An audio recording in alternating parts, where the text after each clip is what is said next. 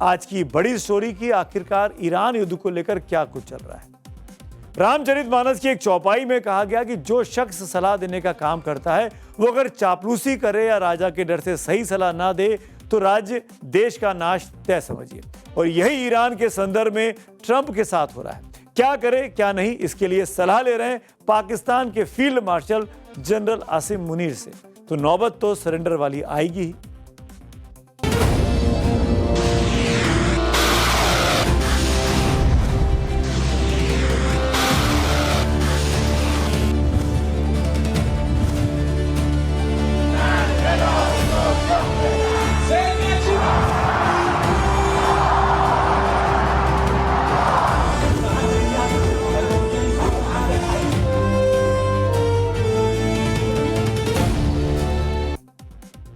खुद को super power मानने वाला अमेरिका ने क्या तेहरान के आगे घुटने टेके हुए हैं?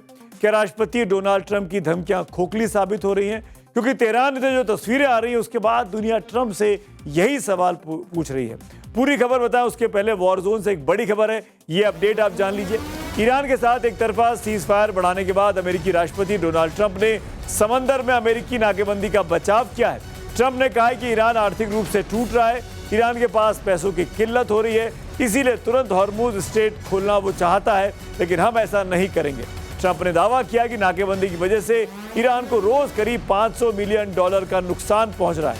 ईरान की सेना और पुलिस को समय पर वेतन नहीं मिल पा रहा है और देश के अंदर आर्थिक दबाव बढ़ रहा है। यानी ट्रंप अपनी रणनीति को सही ठहरा रहे हैं। इधर ईरान ने फिर साफ कर दिया कि नाकेबंदी हटने के बाद ही अमेरिका से वो बातचीत करेगा। संयुक्त राष्ट्र में ईरान के स्थायी प्रतिनिधि अमीर सईद ईरानवी ने कहा कि एक तरफ शांति की बात करना और दूसरी तरफ समंदर में नाकेबंदी रखना एक साथ नहीं हो सकता। ईरानवी का यह बयान एक तरह से गेंद अमेरिका के पाले में डालने जैसा है। यानी अगर अमेरिका वाकई बातचीत चाहता है तो उसे पहले अपनी घेरेबंदी को खत्म करना होगा, तभी ईरान बातचीत करेगा। तेहरान के रिवोल्यूशनरी स्क्वायर की तस्वीरें पूरी दुनिया को आज चौंका रही हैं। एक तरफ ईरान की खुर्रम शहर 4 बैलिस्टिक मिसाइल दहाड़ रही थी, तो आज दूसरी तरफ व्हाइट हाउस से जंग डालने का एक तरफा फरमान जारी हो रहा है। ईरान ने साफ कह दिया कि उसने कोई युद्ध विराम यानी सीज फायर नहीं मांगा है, कोई बातचीत नहीं मांगी है, फिर भी ट्रंप को झुकना पड़ा। आखिर पाकिस्तान के field marshal general Asim Munir और पीएम शहबाज शरीफ की वो कौन सी गुहार थी जिसने ट्रंप के हाथ रोक दिए? तस्वीरें देखिए कि तेहरान का दिल है रिवॉल्यूशनरी स्क्वायर। यहाँ जश्न है, यहाँ जुनून है और यहाँ है वो विनाशक हथियार जिसे दुनिया खुर्रम शहर 4 के नाम से जानती है। ट्रंप ने हमले की धमकी दी थी, डेडलाइन खत्म हो रही थी, लेकिन ईरान ने बातचीत की मेज पर आने के बजाय अपनी मिसाइलें सड़कों पर उतार दी। ईरानी मीडिया ट्रंप का मजाक उड़ा रहा है। स्टेट ब्रॉडकास्टर के एंकर दहाड़ रहे हैं कि अमेरिका की हार है।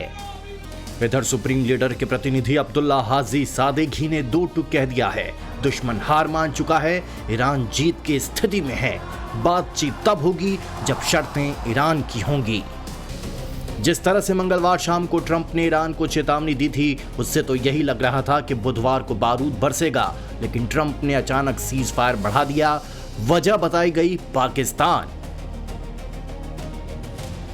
पाकिस्तान के प्रधानमंत्री शहबाज शरीफ ने सोशल मीडिया प्लेटफॉर्म एक्स पर फील्ड मार्शल आसिम मुनीर की तरफ से ट्रंप को शुक्रिया कहा है। लेकिन सवाल यह है कि क्या पाकिस्तान की इतनी हैसियत है कि वो ट्रंप को रोक सके, या फिर ट्रंप को डर है कि अगर जंग छिड़ी तो पश्चिम एशिया की आग में अमेरिका खुद झुलस जाएगा। जेडी वेंस का इस्लामाबाद दौरा होल्ड हो चुका है। ईरान बातचीत के लिए इस्लामाबाद आने को तैयार नहीं है, फिर भी ट्रंप कह रहे हैं हम इंतजार करेंगे। इधर ट्रंप शांति की बात कर रहे हैं। अगर अमेरिका या इजराइल ने हिमाकत की तो ईरान उसे ऐसा सबक सिखाएगा कि उन्होंने पहले कभी नहीं देखा होगा। ईरान का हौसला 7वें आसमान पर है।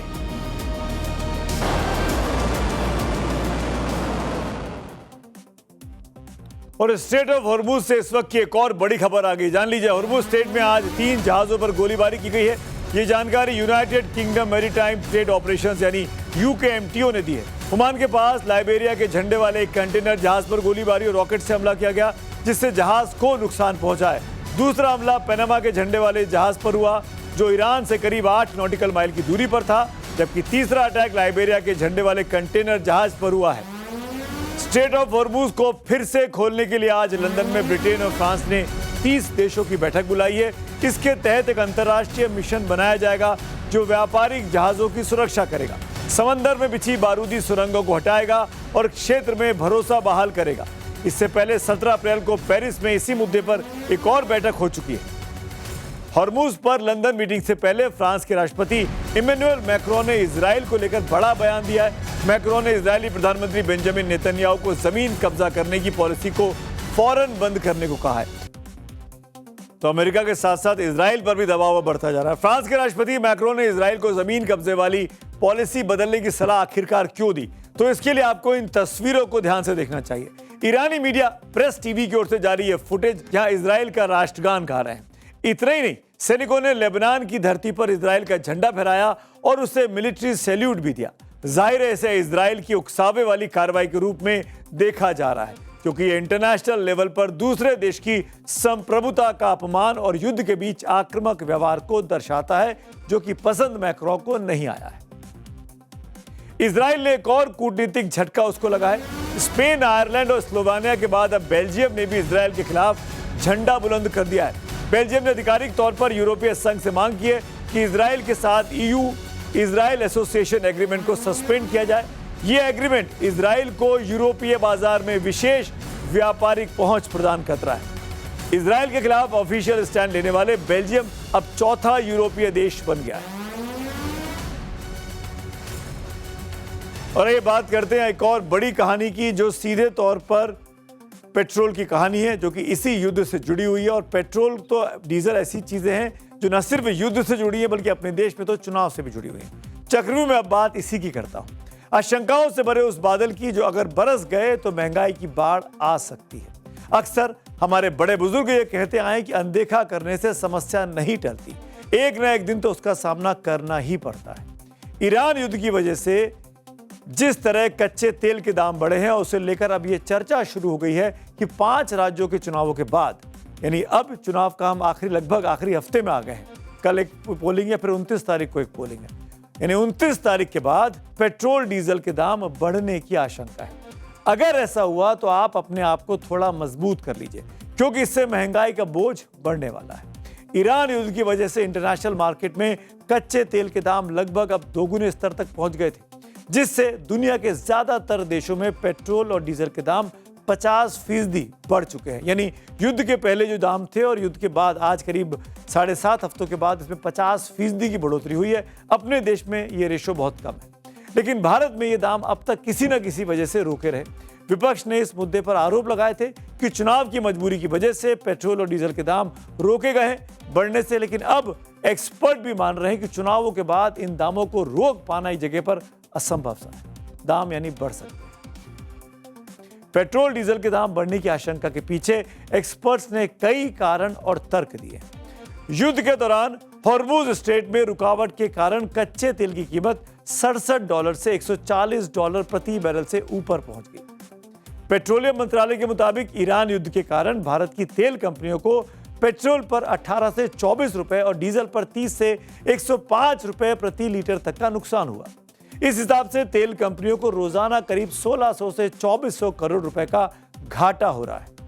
26 मार्च को भारत सरकार ने तेल कंपनियों के भारी घाटे को कम करने के लिए, आपको याद होगा, पेट्रोल और डीजल पर 10 रुपए प्रति लीटर स्पेशल एक्साइज ड्यूटी कम करने का ऐलान किया था। भारत की प्राइवेट तेल रिफाइनिंग और मार्केटिंग कंपनी नयारा एनर्जी ने पेट्रोल के दाम 5 रुपए प्रति लीटर तक बढ़ाए भी है।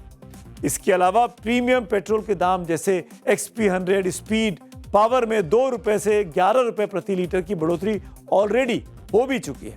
साथ ही सरकार ने मार्च और अप्रैल में कमर्शियल इंडस्ट्रियल डीजल में करीब 50 रुपए की बढ़ोतरी भी कर दी है। ईरान युद्ध की वजह से अमेरिका से लेकर यूरोप तक और पाकिस्तान से लेकर नेपाल, श्रीलंका तक पेट्रोल डीजल 20 से 50% तक महंगा ऑलरेडी हो चुका है।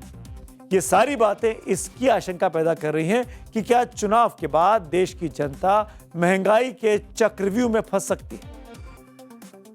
आज आपको यह भी देखना चाहिए कि ईरान युद्ध शुरू होने के बाद पिछले 53 दिनों के अंदर किस तरह क्रूड ऑयल के दामों में आग लगी हुई है।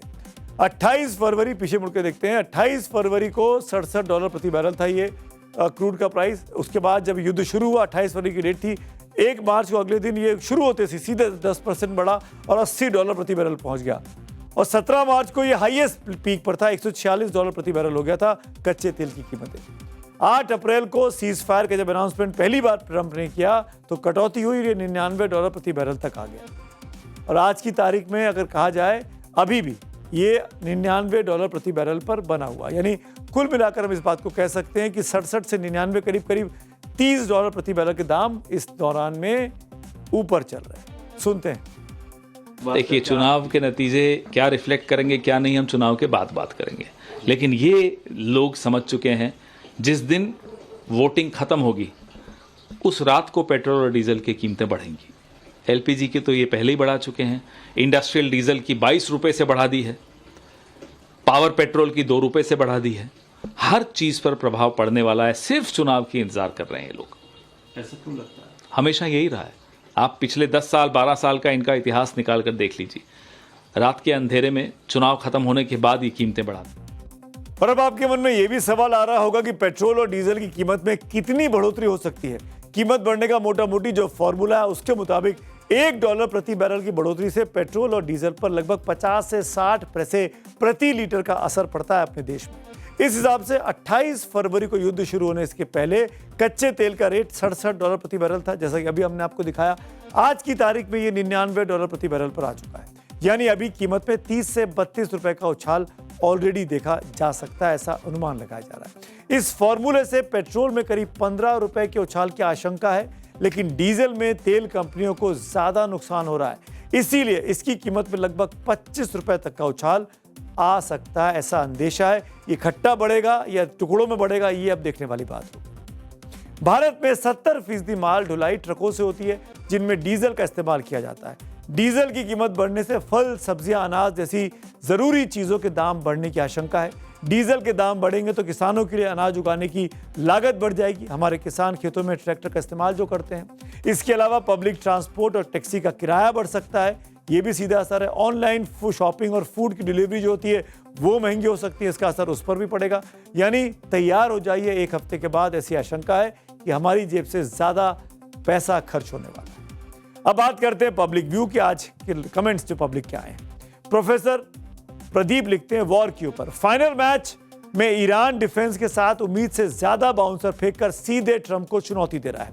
मुनीर अमेरिका की जर्सी पहनकर जानबूझकर नो बॉल डालकर ईरान को फ्री हिट देने में लगा है, क्योंकि ईरान पड़ोसी है। बिहार पर एक और पब्लिक व्यू अरुण पांडे का, वो लिखते हैं मुख्यमंत्री सम्राट चौधरी जी की असली विजय परीक्षा रोजगार और पलायन पर ठोस काम दिखे तो एनडीए का मॉडल पूरे पूर्वी भारत में दोहराया जाएगा। तो आज मेरे साथ चक्रव्यूह में इतना ही, कल शाम मुलाकात होगी। अब तब तक के लिए शुभ रात्रि।